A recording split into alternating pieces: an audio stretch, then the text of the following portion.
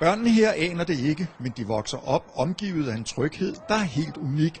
Noget, som deres forældre lægger vægt på.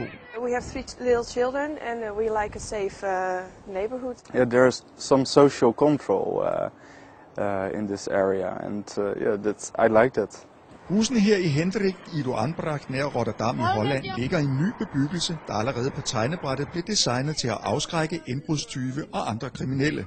For eksempel vender alle indgangspartier ud til samme centrale plads, hvilket naturligt afskrækker de kriminelle, siger direktøren for den hollandske pendant til det kriminalpræventive råd. There's many possibilities to watch who's walking there, to watch whether there's somebody who shouldn't be there at a door or a window or a house. En anden vigtig faktor i sikkerheden stammer helt tilbage fra 1999, da det blev lovkrav i Holland, at døre og vinduer i nye bygninger skulle være udført i særligt forstærkede materialer. Like for instance here you can see it's not just one lock. There are 3 ways that you bar the door actually. Det koster kun små 4.000 kroner at tyverisikre huse efter de hollandske regler. Hvis man kombinerer det med en byplanlægning, der skal afskrække indbrudstyve, kan det give imponerende resultater.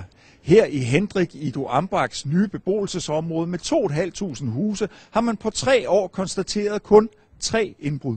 En yderligere faktor i sikkerheden er, at området er klart belyst, og at alle stier, f.eks.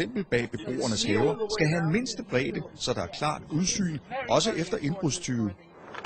Sidst, men ikke mindst, er det beboernes egen indsats og opsyn. One day my door didn't work like the way I wanted to work, and I closed the door very hard, and my neighbor, she heard it, and she came along, what's going on, are you okay? Ifølge det kriminalpræventive råd i Holland ligger antallet af indbrud i moderne, sikrede bebyggelser som den i Hendrik i Duanbracht næsten 90% under antallet i boligområder med ældre boliger, hvor intet er gjort.